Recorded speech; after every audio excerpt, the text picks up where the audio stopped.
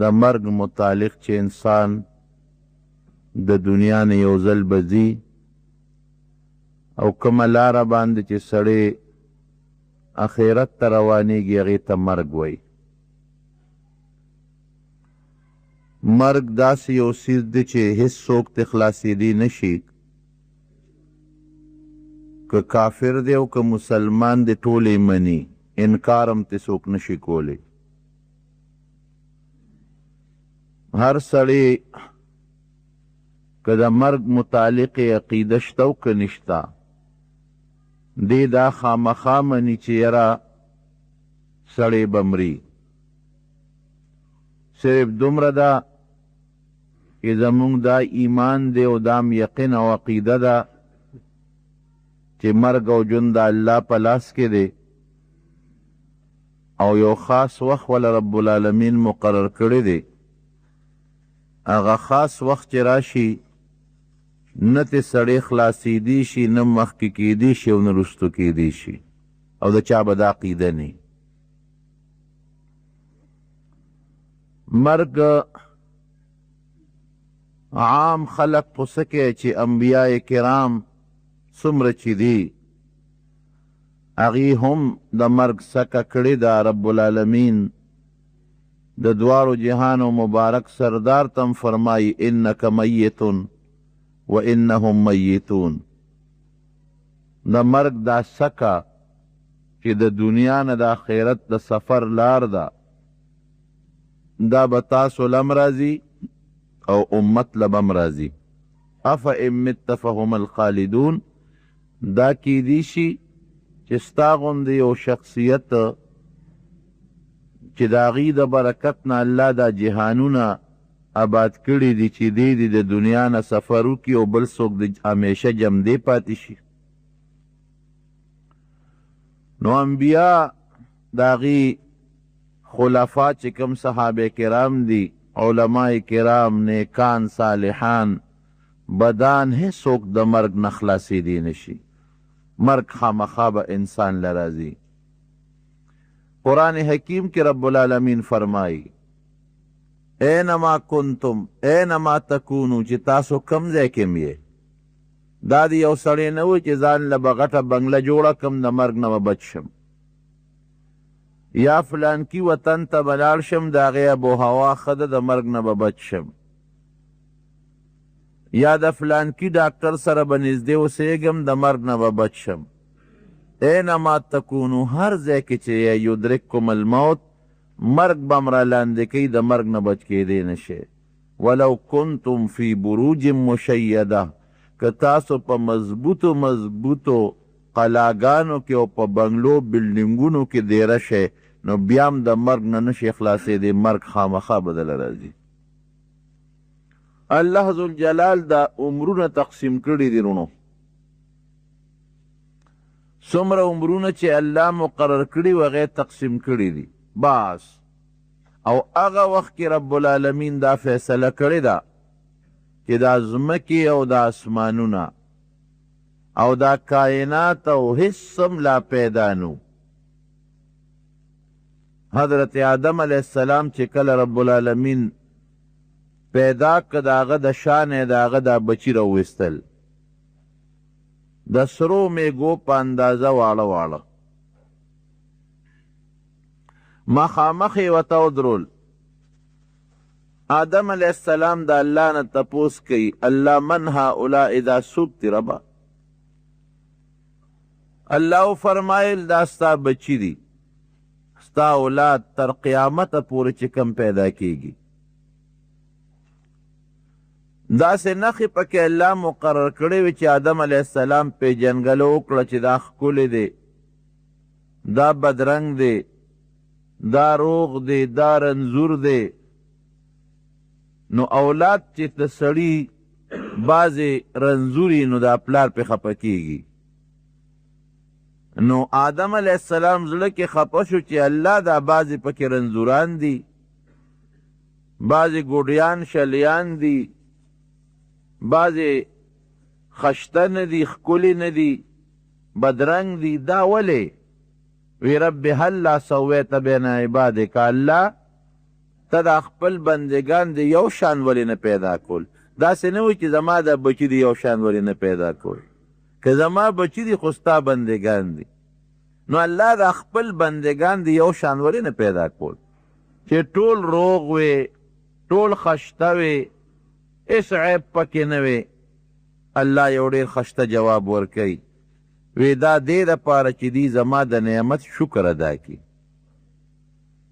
که ټول یو شان وي چې روځي نو چاته دا خو چې شپه راشي نو خلکو ته دروځې قدر معلوم شي که نه، چې تیاره نه وي د رڼا قدر به چا سره د کم ځای نه. یا چې سړی بیمار شي نو د روغ صحت قدر ورشي، که بیماری نه وي چا سره د روغ صحت قدر به کم ځای. دا خو چې مرګ راځي د ژوند قدر شته، که مرګ نه وي د ژوند قدر به کم ځای. نو دې دپاره مې دا فرقونه پیدا کړي دي چې دی زما د نعمت قدر وکړي، شکریا ادا کړي. کم سړی چې هغه په یوه سترګه ړوند دی، که هغه د دواړو سترګو نابینا ته وګوري نو دی به وایي زه شکر دی یوه خو سترګه مې معذوره ده، خو شکر دی چې په دواړو ړوند نه یم. که دواړه مې معذوره وي بیا به مې څه کول؟ او چې کم په دواړو معذوره دی ابه وایي چې یاره سترګې خو مې نشته، شکر دی خپې لاس مې روغ دی او دسماتې ځای له خو په خپله تلی شم، پرتوغاښ ځان له په خپله تړلی شم، د بل د متازی د بیجابۍ نه خو الله خلاص یم، که لاسونه مې شل به څه به مې کول؟ هر چا کې رب العالمین رونو داسې یو نعمت ښودی دی، که د ځان نه لاندې ته وګوري د الله د نعمت قدر به وکړي، او که د ځان نه پورته ته څوک ګوري نو دنیا کې هېڅ څوک به بیا شکریا ادا نه کړي. ځان نه بره ته به نه ګوري، خواهشات په یو ځای ودرېږي نه. هر څومره چې سړي ته نعمتونه راشي د ځان نه بره ته چې ګوري نو هغې پسې ارمان به کوي، چې د هغې نه بره ته ګوري هغې پسې ارمان به کوي. که د الله د نعمت قدر ته ګورې لاندې ګوره، ځان نه لاندې ته وګوره چې تا کې یو نعمت شته او دا بل سره نشته، نو ته به د الله د نعمت شکریا ادا کړې. او بیا موږ له چې الله کوم عظیم نعمت راکړی د ایمان غوندې، وایه دا د کافرو شته نشته، دا څومره لوی نعمت. او بیا د یو عظیم پیغمبر محمد رسول الله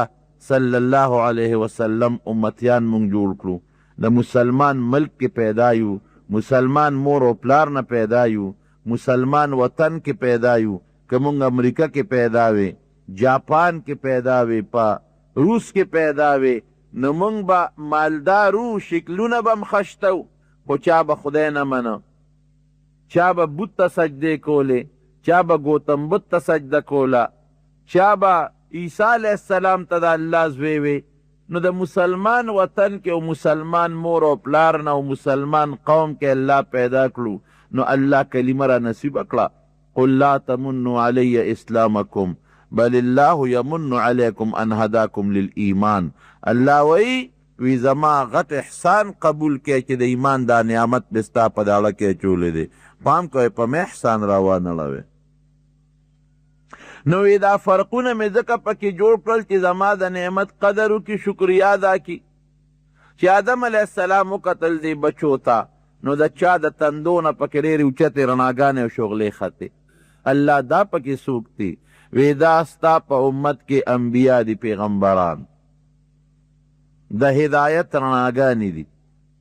وی د یو کس د تندي نه ډېره اوچته شغله او رڼا خطا. وی دا څوک دی؟ وی دا ستا یو نوسی دی، داود علیه السلام یې نوم دی. الله عمر دې څومره ورکړی دی؟ وی 80 کاله.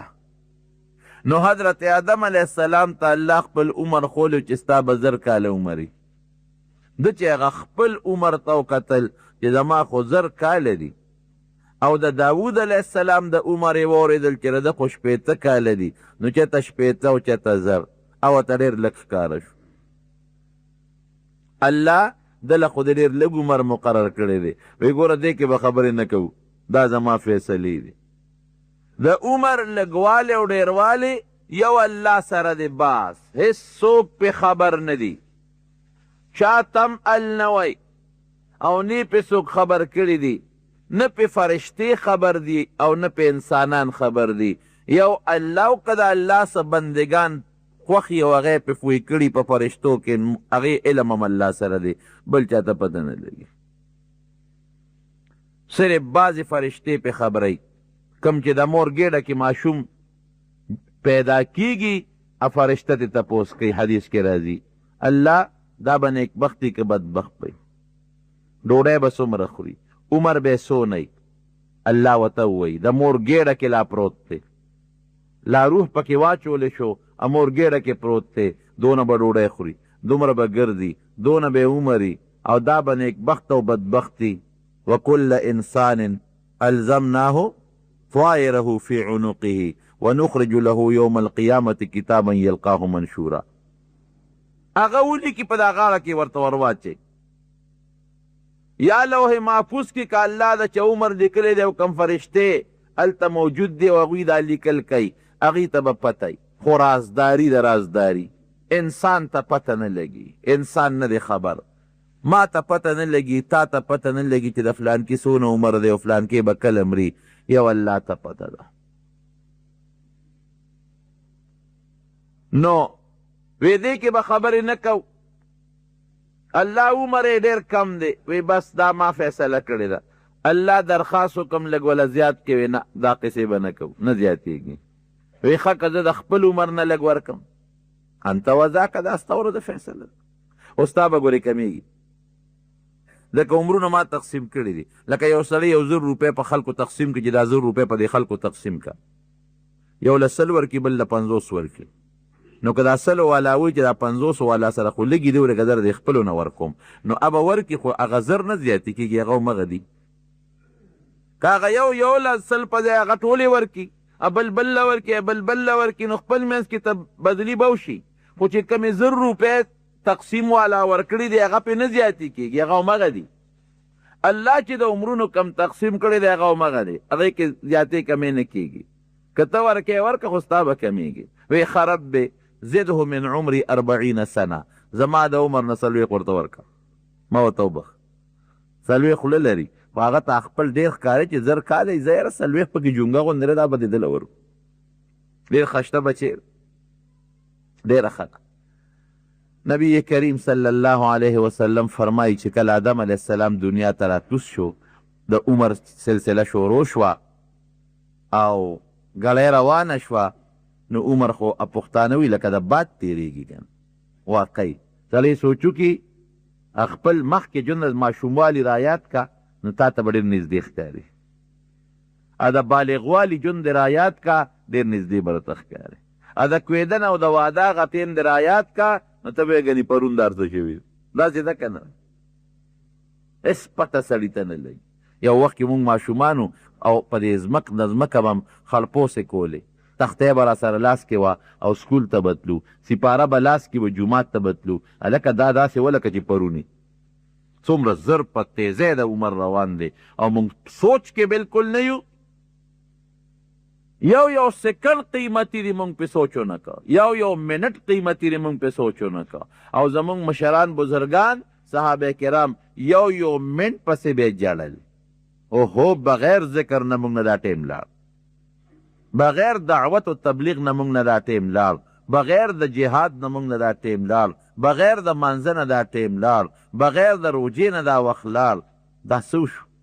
مفتو کې لاړ هېڅ د دین په ښه موږ دا ټیم را نه وسته دا زموږ ناسوچي ده بې سوچي ده بې فکري ده غفلت دی زموږ الله دې موږ د غفلت د ژوند نه وساتي نو آدم علیه السلام به دا خپل عمر شمیره 40 کاله چې کم زر شو نو ملک الموت ورته راغی ستا ټیم پوره دی ملک الموت یو څیز دی پیغمبر سره لږه مشوره کوي دا د هغې عزت دی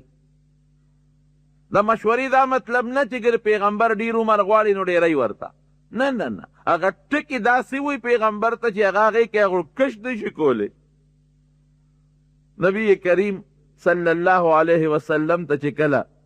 ملک الموت راته د حضرت جبریل علیه السلام ورسره دی او ملک الموت راغی نبی علیه السلام ته عرض کوي چې دا یو فرشته د اسمان نه راکوزه شوه دې نه مخکې نه ده راغلی اجازت غواړي جلال الدین سیوطي د خصایص کبرا کې لیکلي ډېره ښه چې داخل شو وی چې صاحب دې څه خبره کول غواړي وایه وی زه الله را لېږلی یم که دنیا کې ژوند هم خوښي او که د الله ملاقات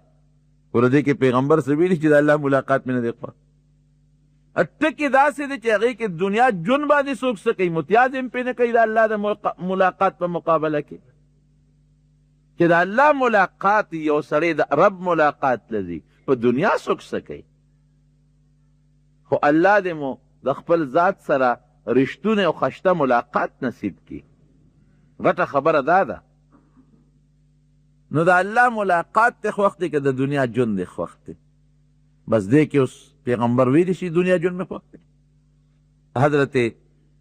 نبی علیہ السلام حضرت جبریل علیہ السلام ته داسې وکتل د مشورې په اندازه ملګري لیکل داسې مشورې په شکل خبره یې ونه کړله جبریل علیہ السلام خو پوه شو چې ما نه مشوره غواړي وی صاحب الله دله اختیار درکړ د دې فرشتې په خولو باقي الله ستا ملاقات ته ډېر شوق کې دی ګوره خبره نورم مزېداره شوه نورم ترسکونه شوه چې د الله ملاقات دی او بیا الله ملاقات ته شوق کې دی وی امضل امریکا کار د جاری که بس الله ملاقات لازم او بیا شوق تم دی راته امضل امریکا کار د جاری که سو دومره الفاظ د خولې مبارک نه وتل اللهم الرفیق الاعلی خدای بس زه هغه بهتر دوستانه او بهتر رفاقت غواړم بس عایشه بیبي فرمایي وی پوه شومه چې اختیار ورته میلو شو بخاري شریف کې راځي مونږ یې غوره نه کړو الله یې غوره کړ دنیا یې غوره نه کړه الله یې غوره کړ نو پیغمبر سره لږه غوندې مشوره کېږي خو د هغه مشورې دا مقصد نه چې دې به وایي دنیا مې خوښه د الله په موقع دا د هغه یو عزت دی بس نو حضرت آدم علیه السلام نه ملک الموت راغی وی چې دغسې مسله ده نو الله ملاق بې دما خو لا ټیم شته که نه څومره 40 کاله ویلې تا داود علیه السلام له نو ورکړې وی نه ما خو نه دی ورکړی نسیه و جحد حدیث کې راځي یېري و ځکه انکار وکړه د هغې د دنیا د عالم داسې مثال دی لکه سړی خوب وویني چاته خوب یادي اچا نه یېر شي چاته نیم یادي نیم ته یېر شي یېري و یېر نو ځکه انکار وکړه نو رسول الله مبارک فرمایي اولاد باندې خبره یېرېږي او انکار کوي هغه 40 کم چې 40 کاله کم حضرت داود علیه السلام ته ورکړي دي هم په هغه 40 کم ته سا لاړه یو سکنډ انتظار ورنه کړی شو نو ما خبر هم دې پورې کوله رونو عمرونه بس تقسیم دي چاله چې کم وخت مقدر دی او مقرر دی په هغې به تې سا خېږي اذا جاء اجلهم لا يستقدمون ساعة ولا يستأخرون نه یو سکنډ مخکې والی شته او نه یو سکنډ وروسته والی شته دا نیټه مقرره ده البت که ظلم وشي یو انسان سره چا ظلم وکړه هغه نه به الله تپوس کوي سړی په خپله نیټه مري خو ده په خپل ګمان کې خو دا سوچ راغی چې زه ولم قاتل چې څوک وجني ټوپک راوالي په بل سړي ډس کوي نو په خپله نیټه مري خو د دې قاتل څه سوچ دی ده سوچ دی چې زه وجنم که زه ټوپک نه رالم دی نه مري دا ښه دا سوچ دی او که ما راواغېش دی مري دا راده نو دی الله په دین ما سره ځان برابر مرګ خو زه راوکوم که نه ژوند خو زه قطع کوم ځان سره ما سره ځان برابر کړه ما سره ځان دې شریک کړه دې وجې نه فرمایي من قتل مؤمنا متعمدا چې قصدا مسلمان مړ کړي فجزاؤه جهنم او دونه جهنم چې خالدن قرآن شریف کې الله فرمایي هغې نه ختمېدو والا زندګي الله ته پته ده نو مړ سړی په خپله نیټه مري خو د قاتل سوچ دی چې دا زه وجنم وجونکی الله دی زه سوچ دی چې دا ژوند ولا ما ختم کړو ژوند ختمونکی الله دی دا سوچ دی چې دا دنیا نه بلې دنیا ته زه لیږم ځکه خدای ډس کوي که نه حالانکې دا څوک کوي الله په نیټه مري خو دې په خپل سوچ الله رانیسي نور نیټه نه بدلیږي اینما تکونو یدرککم الموت حضرت اسرائیل علیه السلام چې کم الله د لښکر فرشتو مشر کړی دی او د چا په لاس باندې الله روحونه وباسي هغه ته پته نه لګي یو دلته نبی علیه السلام مبارک تپوس وکړو وی چې ته څه وباسې تا ته پته لګي چې فلان کې به کله مرب وي نه ما ته پته نه لګي او طاقت یې څونه حضور پاک مبارک یو ځل تپوس کړي ته چې ډېرو خلکو نه څه وباسې څنګه وباسې وایي ما سره خو په بلا فرشتې دي چا پسې یو لیږم چا پسې بل، یو نظام روان دی که ټول کارونه خو بادشاه نه کوي، چاته یو کار او چاته بل کار او چاته بل کار، نو چا پسې یو لیږم چا پسې بل لیږم. وایي طاقت الله دومره راکړی دی که زه په اووم اسمان کې کښېنم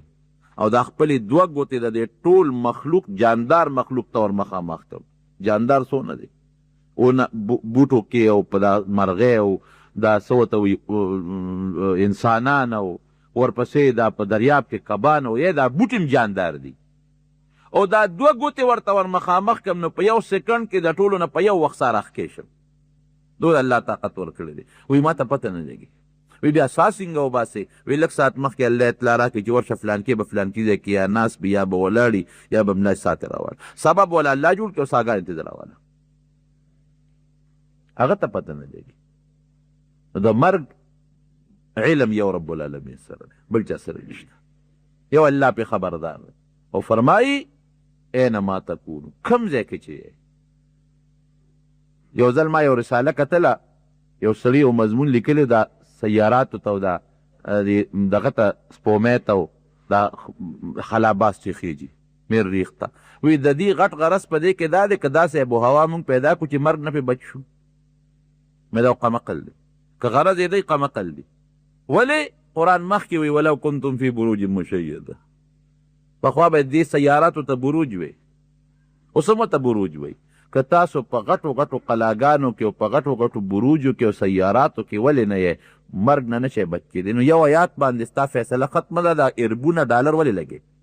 که نور څه مقاصد نو بله خبره ده، خو که دې لځې نو دا فیصله خبره ده. حافظ ابن کثیر رحمت الله علیه د دې آیات لاندې لیکي، مفتی شفیع صاحب رحمت الله علیه معرف القرآن کې ته نقل کړی ده. یو ښځې ماشومه شوه، نو یو غلام ورسره مرئي، پخوا خو دا غلامانو مرئي ته یې وی لاړ شه اور راله چې ته را پیدا کړه، ځکه د ولادت په وخت کې د انسان ګرموالی دا پکاري، وی ورشه ما له اور پیدا کړه. نو دا غلام شپه د بار راووت، چې څنګه بار راووت نو یو غیبي سړی وله مخې له ورغی. نو هغه غیبي سړی دی غلام ته وایي ویره دې ښځې څه وشو؟ وی لورې وشوه. وی خدا به سلو خلقو سره بدعملي کوي، زنا به کوي سلو سړو سره، او بیا به مرګ د جولاګي نه. دا غلام یړه کې سوچ کوي چې دومره پلیته جینۍ ده او پیدا شوه او سل بدعملی دا جینۍ کوي، راشه بد بېغمه کا. د هغه اور تکل یې پرېښود او چاړه ته یې ګوتې کړې، ورغرې واله هغه ماشوم یې په دا خېټه وواله، چې کومه پیدا شوې دا پوټینۍ ماشومه په دې خېټه یې وواله، وینه ترې روانه شوه، دی وتښتېد. د هغې ماشومې خو مور علاج وکړه، الله جوړه کړه. دا مونږ پښتانه وایي که نه، وایي چې سر وله د تیږې لاندې که، خو چې الله وله فیصله نه کړې ته یې نشي وجلی. داسې ده که نه؟ هغه ماشومې خو مور علاج وکړه او رب العالمین هغه ماشومه جوړه کړه، هغه ټیک شوه او دا سړی وتښتېد. دې لاړ چې ته دشت او صحرا او بیابان ته، ځکه چې ماشومه مې مړه کړه پوټینۍ، وتښتېد. دې څنګه لاړ، هلته یې ځان له خپله مزدوري او تجارت وغیره شروع کړل، د له خدای ډېر مال ور، ډېر زیات مالدار، ډېر لوی دولت یې وګټو. دومره مالدار شو، غلامان او خادمان او هغه زمانه کې اوښان وغیره چې کوم مالونه او دولتونه و، راشه لکه دې خپل وطن ته لاړ شه چې کوم کلي نه راتښتېدلې، اوس تا څوک څه پېژني؟ نو خو بلا کلونه تېر شو چې زه هلته ویم ما څوک څه پېژني؟ راشه هغه خپل کلي ته راغی، دې خپل کلي ته، دې زوړ کلي ته ځان له ښه مزېداره بنګله جوړه کړه، ځمکې یې واخېستې، تجارتي منډۍ وغیره د دنیا سامان شو، ښځه یې لا نشته وادې نه دی کړی. غلامان دي، مریان ویندې دي. یو بوډۍ ښځې ته وایي یاره داسې جینۍ راله وګوره چې د هغې نه په دې ټول کلي کې ښه شته جینۍ بله نه. یاره یو جینۍ خو شته، ډېره زیاته خوبصورته ده او ډېر لوی امیران او بادشاهان یې خپلو بچو ته په نکاح غواړي، خو لا فیصله نه ده شوې. نو که دې خوښی ته مالدارې او ډېره زیاته خوبصورته ده او په دې ټول کلي کې د هغې د ښه شتوالي د حسن شهرت دی، جینۍ درته ولې ونه کړم؟ ډېره ښه، یو نظر خو به ګورو، ډېره ښه ده. خیر هغه نکاح مو شو، واده مو شو. چې واده شو، دا جینۍ د دې سړي نه تپوس کوي چې ته خو مالدار یې، زه درته په نکاح شوم، خو دا تپوس ته نه کوم، لاول دا تپوس کوم چې خوښه دې م شوم که نه. یره وي بس نورې خبرې پرېږده، خو زما زړه کې چې څومره ستا محبت او مینه پیدا شوه نو دومره مې بل هېڅ چا سره نشته دی. د ښه زما هم خوښوي، زما هم در سره ډېره مینه ده. دویم تپوس ته نه دا کوم چې ته د بار نه راغلی زموږ د یو کلي ته او دلته یې بلا بنګلې منګلې م واغېښتې او ځمکې او جیدادونه دې م واغېښتل، مال دولت ته م بېل شو، ته یې څوک؟ اوس خو مې خاوند دی، الله ته ووایه د کوم ځای نه راغلی؟ خپل شجره نسب څه خو راته وښایه، زه خو له دې کلي م ته د کوم ځای؟ وی ښه ځای درته وویم، وی زه م د دې کلي یم. ته د دې کلي د کوم ځای؟ وی دقسې قصه یې ورته وکړه، یو ښځې سره غلام وم او د هغې ماشومه پیدا شوه، زه هغې اور پسې ولېږلم او بار یو سړی مخې له راغی و ما ته وی چې د دې ښځې څو شو؟ مې چې جینۍ شوه، وی چې سلو سړو سره به دا بدعملي کوي او بیا به د جولاګي نه مرګي. بس ورلم هغه جینۍ مې په خېټه وواله چې ودرېږه یو جهاد وکړو. دا به پلیتېږي او پلیتي به کې راشه مړی کا او هغه تښتېدلی م بیا مزدوري او قصې پسې مې وکړه، خدای دا دونه دولت او مال دا که. وی ښه، وی هغه جینۍ خو زه یم. هغه ښځه ورته وایي، وی ته څنګه؟ وی ها زما دا خېټه وګوره چې په چاړه دې والې یم. ما ته مور قصه کړې ده چې دغسې ته پیدا شوې او غلام مې ولېږو، اور لو پته یې م لو کړو، خېټه یې د لو کړو تښتېدلی دی. هغه زه یم، مور راته دا قصه کړې. وی ښه زه اوس هر څه چې دي اوس خو مېړه ته پروت یې پرېږدم خو دی نه جدا کوم دی نه طلاق نه در کوم. خو دا تپوس ته نه کومه چې ما ته یو هغه غیبي سړي ویلي و چې دا به سلو سړو سره به وی سړي نورې خبرې پرېږده، خو واده په واده ده چې یو بل سره به یو بلکل. وی همدقه چې تا ته غیبي سړي څه ویلي هم هغسې خبره ټیک ده. ته مې یو د پاسه سلمې سلو سره مې غلطي کړې ده، ګناه کړې ده او تا سره مې بس نکاح وشوه، هغه هم رښتیا شوه. وی ښه اوس به داسې کوو چې تا ته هغه سړي غیبي څه ویلي دي، ما ته یې وایي چې د جولاګي نه به مرګي. نو ښه خشته بنګله دله داسې جوړوم چې هغې کې پوټې سوړه م نه چې د جولاګې پکې را دننه نه شي. دا مفتي شفیع سے معرف القرآن دویم جلد کې لیکلي دي، صورت نساء کې دا آیت راځي. بنګله یې وله ښه اعلی قیمتي هغې نه خشته جوړه کړه او نوکران یې دې دپاره مقرر کړل چې تاسو به روزانه سهار او ماښام د دې بنګلې صفۍ کوئ، جولاګي چې نیسئ ټک ورکوئ وجنئ. او ښځې به چې جولاګي ولیده او بیا خندلی دې نه به د ما مرګي، دا ما وجلی شي. یو ځل خاوند او دا ښځه په یو کټ کې ملاستي پراته دي جولاګې په دیوال د پاسه. ای سړیه وایي ته څه وایې چې د دې له لاسه به زما مرګي؟ یو ما ته هغه غیبي سړي وي اورېږه وایي چې په خپل لاس یې مړ کړو. چې ورپاسې د هغه دیوال ته جولاګي دی ټس ورکړو، لاندې را پرېوته، چې را پرېوت دې پې خپه راښکه. دې بعضې جولاګي تاسو خیال کړئ داسې غټه غوندې دا لنډی غټی ډبلې دا ټول د زهرو نه ډکي چې څنګه را پرېوته او دې پې خپه کېښوده، هغه زهر یې نوک ته لاړل. نوک یې چې ته معمولي زخمي هغه د هغې نه د خپې د کینسر بیماره شوه، د هغې نه مړه شوه. دا ابن کثیر رحمت الله علیه لیکلي دي، معرف القرآن کې مفتي شفیع صاحب ته نقل کوي، اینما تکونو یدرککم الموت. مرګ نه شي بچ کېدی هر ځای کې چې د الله د کتاب فیصله ده. ولو کنتم فی بروج مشیده، نه دې بلډینګ بچ کولی شي او نه دې بنګله بچ کولی شي او نه دې سیاره بچ کولی شي او نه دې څه ورته وایي بلټ پروف دی که څه شی دی ګاډې بچ کولی شي.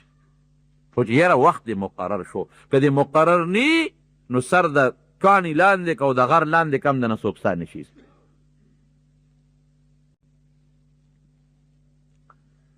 دنیا کې چې څومره ټیم د چا دی هغه ټیم به پوره کوي، بیا به آخرت ته سفر کوي.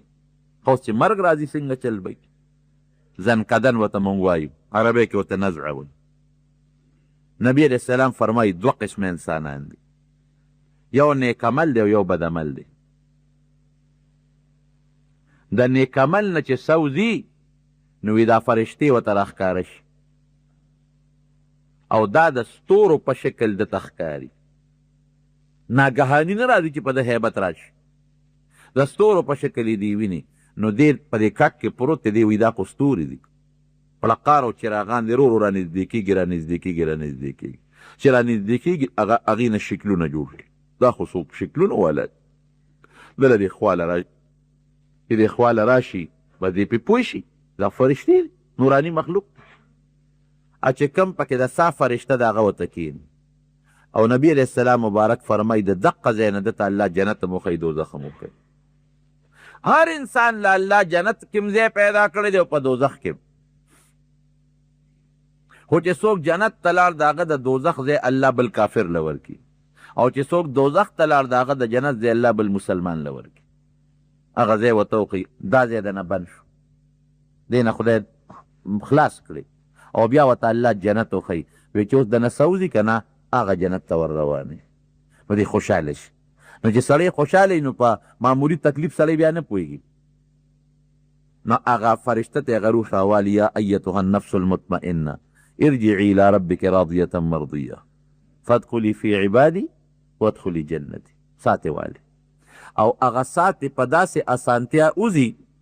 چې لکه د مشک نه یو څاڅکي اوبه وځي نو مشک پې نه سورې کېږي او مشک ته پې نه څه تکلیف رسېږي دقسې را ساتې راوباسي او چې څنګه یې راوباسي نو نورې فرشتې وي د ده ډیوټي ختمه شوه دې نورو فرشتو له ورکړي ملک الموت ډیوټي ختم هغې وله د جنت نه یو خشته کفن راوړي لکه وجود یې دلته په ټوکړې په کفن کې بندېږي هغې له جنت نه وله د ریخم والا کفن راوړي هغه روح په هغې کې ونغاړي او دا بره روان کړي بره علیین صدر دفتر کې د دې اندراج کوي هلته وړي نو نبی علیه السلام مبارک فرمایي په دې لاره چې څونه فرشتې دي په فضا کې په دې اسمانونو کې په هغې خوشبویۍ د دې روح لګي نو هغې ورته دعاګانې کوي خو پوهېږي چې دا د روح خوشبویي ده ای فلانکي د فلانکي زویه په ښکلي نوم یې یادوي الله دې دله جنتونه درکړي نن ستا د برکت نه په موږ څونه ښکلې خوشبویي ولګېده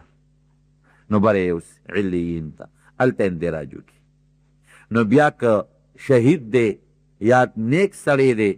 نو فردوس جنت ته لاړ شي کنی په نورو جنتونو کې دی خو د خپل بدن سره چې دا بدن یې په دا خاورو کې پروت دی یو تعلق شته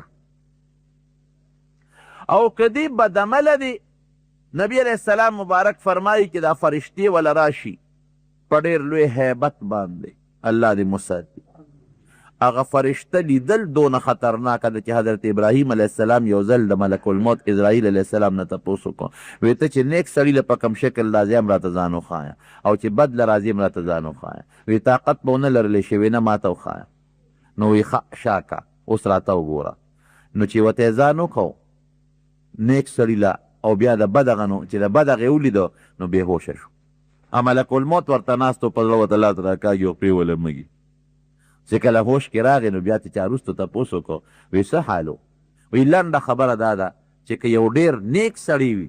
او الله جنت ورنه کړي که نه خو د مرګ په وخت کې د دې فرشتې دا شکل وویني نو دا خوشحالي موله ډېره ده دومره ښکلي شکل سره ده او که بدعمله سړی چې ډېر زیات بدعملی هغه له الله دوزخ ورنه کړي که نه خو چې د مرګ دا فرشته وویني نو دا سزا موله ډېره ده وی قسم دی چې بدعمله له په کوم شکل راځي او ما ولید په هغه شکل دا تک تور شکل او شنې سترګې او د خولې او د پوزې نه د اور لمبې وتې ټینګ نه شو ابراهیم علیه السلام غوندې فرشته او دا پیغمبر او په ځمکه را پرېوته دا فرشته ولا راشي په دې سخا شکل دا ساتې راوباسي نو حدیث پاک کې راځي دا روح دې په دې رګونو کې پټېږي او دې په زور راکاږي نو نبی علیه السلام مبارک په خپله مثال ورکوي وی په دومره تکلیف چې دا سه وباسي لکه سسپار چې په اور کې سور شي او په لمدو مالوچو کې راکاږي چې دا لمبه نه کوي دا مالوچ لمده دي دقسې دا روح چې په دې رګونو کې راکاږي دا په کومه ورځ باندې چې رسول الله صلی الله علیه وسلم وفات کیږي دا په کومه ورځ باندې په دې ورځ طبیعت ټیک سار نو ابوبکر صدیق رضی الله عنه ورغی عایشې ته وی عایشې نن خدا سے معلومیږي چې رسول الله مبارک مزاج ټیک دی ویو او سار وختي جمع ولاړه وه نو په خپله راپاڅېده او پردی داسې اخوا کړه دې قوم ته وکتل قوم دا خیال و دا سوره د خو نور وته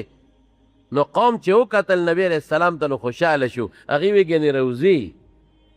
وی قریب و چې دا ټول صفونه مات شوي و مونځ ګډوډ شوي وي دومره ورته صحابه خوشحاله شو او صحابه وی چې مونږ ورته وکتل دا مخ مبارک کې داسې ښکارېده لکه د قرآن د پاڼې په شان ښایسته ښکلی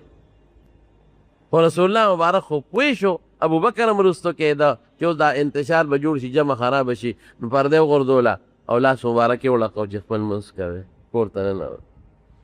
چې منځو چې ابوبکر صدیق ورغی عایشې صدیقې له عایشې رسول الله مبارک ولکه نن چې طبیعت ټیکي وی او نن ښه دی شکر نو ابوبکر ته بیا تپوس وکړه دوه ښځې وې یو د مدینې نه لږه بار وه یو مدینه کې وه وی الله رسول ستاسو طبیعت نن ښه دی وی زه ښه یم الحمدلله نه نو وی که اجازت یې زه به بلې بیبي له لاړه شم وی لاړ شي حضرت علی راووته نو صحابو ته تپوس وکړه علي کیف اصبح رسول الله صلی الله علیه وسلم د پیغمبر مبارک څنګه و سار وی اصبح بحمد الله بارئا نن ته الحمدلله نن ښه طبیعت یې برابر دغه ورځ باندې طبیعت ټیک ټاک و او ناګانه طبیعت یې بګړاو شو حضرت عایشه صدیقه فرمایي زما سینې ته ډډه والې وه سر مبارک یې زما د سینې او زما د زنې د مینځ کې پروت و او طبیعت یې ډېر زیات تکلیف و کله به سر لاندې کو او کله به سر مبارک بره کو او د یو سرمن یو لوټګی و هغه د اوبو وه هغې کې به یې لاس مبارک کېښود فزان به یې راښ کو ان للموت سکرات مې د الله رسوله بیماري سخته ده او عایشې دې وجې نه سخته ده چې ثواب ډبل دی اجر زیات دی او چې زما نورو خلکو له هم تسلي شي مرګ نه مخکې بیماري تبه وه وجود خوټ کېده داسې بهر کې ما سینې ته ډډه والې وه او دې کې زما رور راغی عبدالرحمن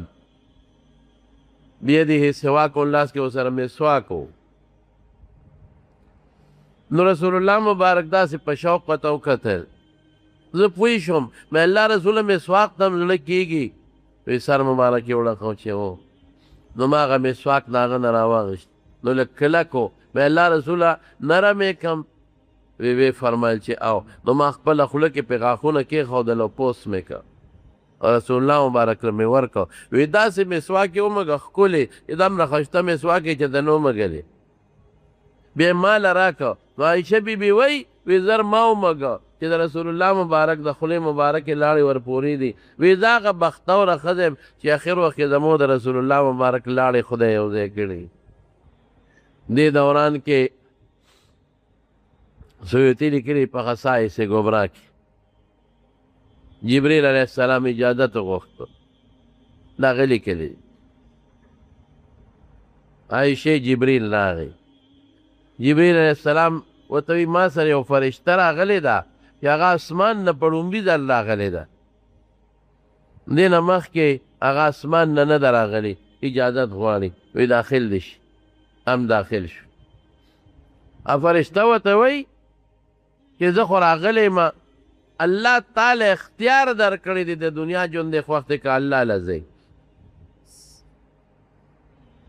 دنیا دې خوښه ده که الله ملاقات دې خوښ دی اوس پیغمبر له دا یو قانون دی چې الله پیغمبر له د مرګ وخت اختیار ورکوي دا د هغې یو عزت دی نور پیغمبر ته چې وایي خدای له ځئ که دنیا پیغمبر په دنیا بیا څه کوي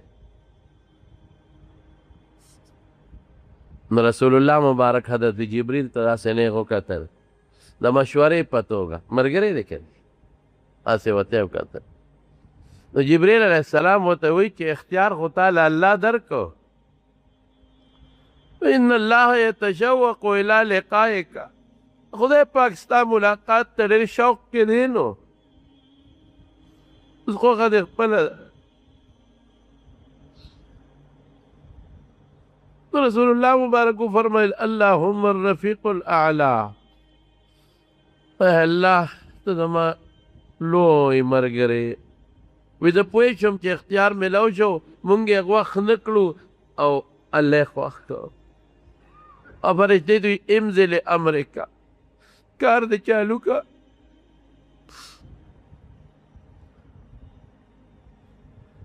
عایشه بیبي فرمایي نور پوه نه شو دا نیم آیات یې ولوستل اشهد ان لا اله الا الله ان للموت سکرات دا ګوته مبارکه اسمان ته اوچته کړه اللهم رفیق الاعلی اللهم مع الذين أنعم الله عليهم من الصديقين والنبيين والصديقين والشهداء والصالحين وحسن أولئك رفيقا. پیدا ګوته مبارک کې اوچته کړه، یو خوشبو مې محسوسه کړه، نور پوه نه شو، لاس مبارک یې ښکته روح لاړ. صحابو ته چې پته ولګېده بس صحابو باندې هیبت شو. حضرت علي بېهوشه شو او بېهوشه دی. حضرت عثمان رضی الله عنه چاړه شو. حضرت عمر فاروق رضی الله عنه دماغ ودانګ او توره واغشتو، جمعات کې ودرېد. وی منافقان وایي چې رسول الله مبارک وفات شوی دی، هغه وفات نه دی، د الله ملاقات له تللی دی، لکه څنګه چې موسی علیه السلام کوه طور ته د الله ملاقات له تللی و. او راضي به کم منافقین چې وایي چې د رسول الله مبارک وفات دی، زما په دې توره به دې سر وایي. که چا نه مې واورېدل چې رسول الله مبارک وفات دی، زه پوه شه زما توره پوه شه. یا غږ نه کوه، هلته جاړي خلک، هلته جاړي، هلته جاړي. حضرت ابوبکر صدیق پسې اطلاع لاړه، راغی چې راغی نیغ په رسول الله مبارک کوټې دننه یو صادر په حضرت جبریل اچولی و، صادر یې اوچت کړ، اوچت یې کړ، رسول الله مبارک باندې ور پرېوت، ښکلی کړ. وا صفیه، وا خلیله، طبت حیا ومیتا. اے زما خوږه ملګري، اے زما ښکلي دوسته، په ژوند څه ښکلی وې او په مرګ څه خشته. نوح نبوت وکړه، دغه نو په تندي باندې ښکل که.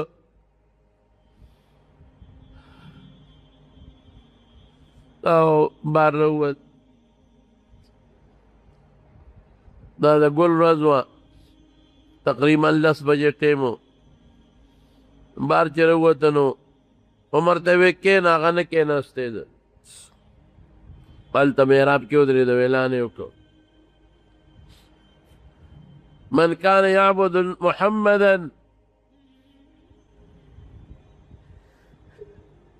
فإن محمدا قد مات. د څوک د پیغمبر علیه السلام عبادت کوي هغه وفات شوی دی. ومن كان يعبد الله فإنه إن الله حي لا يموت. څوک د خدای عبادت کوي نو خدای ژوندی دی، نه مري. او بیا دا آیات وما محمد الا رسول قد خلت من قبله الرسل أفإن مات أو قتل انقلبتم على أعقابكم ومن ينقلب على عقبيه فلن يضر الله شيئا وسيجزي الله الشاكرين. یا نبی کریم محمد صلی الله علیه وسلم الله رسول دی، هغه نه مخکې ډېر رسولان تللي دي، دی به مري. که دی وفات شو تاسو به په پوند واپس ځئ کفر ته. بس خلک پوه شو. صحابه هدایت خو مخکې نه نازل و، موږ په مانځه کې لوسته خو ير شوی مو، بس ټولو خلکو د آیت په خولې لګیا دی. وایي زما وروڼو لویه صدمه وه، لږه نه وړه نه. حضرت انس وایي په کومه ورځ چې رسول الله مبارک مدینې ته راغی هر شی روښانه و، او په کومه ورځ چې رسول الله مبارک دنیا نه لاړ زموږ لاسونه لا د هغه د قبر په خاورو کې لیت پیت و چې هر څه تیارو، بیا هغه رڼا نه وه، کومه رڼا چې به موږ لیده. دغه ورځ هم تېره شو، ځکه جنازه به 2 درېو کسانو کوله. چا وې مدینې مقبرې ته قبرستان ته وړو، چا وې شام ته وړو. حضرت ابوبکر صدیق وی ما د رسول الله مبارک نه اورېدلي چې کوم ځای خدای پیغمبر نڅا وویسته دغه ځای وله خدای خوښ کړي، همدلته یې دفن کو. نو هغه ځای نه بستره مبارکه اخوا کړه، هلته یې وله قبر وکړ. او د چهارشنبې شپې ته دفن شو. ځکه دوه درې درې کسه متلل او جنازه به کول. آخري جنازه حضرت ابوبکر صدیق کړی.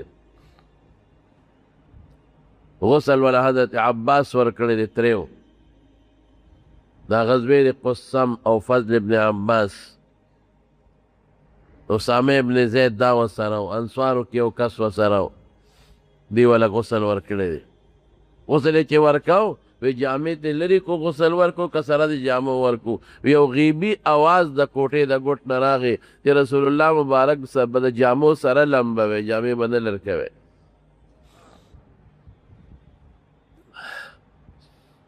یا چې کله دفن شو چهارشنبې په شپه، حضرت انس وایي موږ سه خاورې واړولې، بار روان و، چاریات یې را سره وې. حضرت فاطمه ولاړه وه. موږ لار کې ولاړه وه.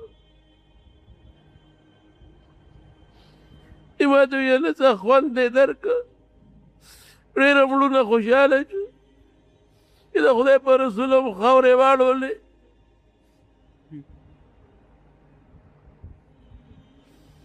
موږ غږ نه کوو. زما وروڼو،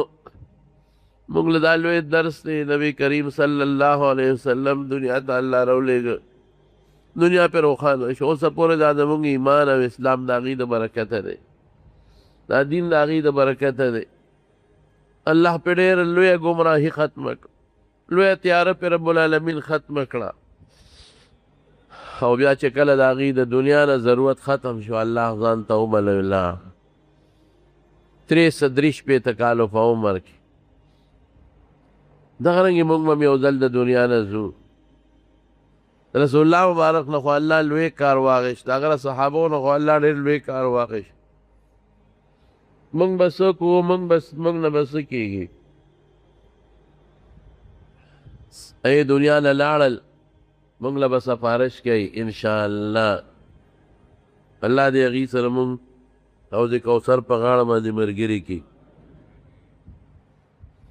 موږ به د الله نه دا سوال کوو چې د هغه غرړلی شوي دین الله زموږ نصیب کړي، په دغه دین الله زموږ ژوند او زموږ مرګ نصیب وګرځولی کړي، او د هغې د سنتو الله پاک زموږ اتباع او تابعداري نصیب کړي. الله رسول الله مبارک زموږ دپاره یو ښه پیش خیمه ثابته کړي. الله د هغه په دین زموږ مرګ نصیب کړي، زموږ ژوند نصیب کړي. الله ګمراهۍ نه وساتي، الله د کفر نه وساتي، خاتمه مو بالایمان کې. الله د رسول الله مبارک ته مبارک لاس د حوض کوثر به زموږ نصیب کړي. الله د هغې د مبارک لاس د حوض کوثر به زموږ نصیب، الله د هغې د مبارک لاس د حوض کوثر به نصیب کړي. د هغې دین خدای زموږ د بچو زموږ د نسو نصیب کړي برحمتک یا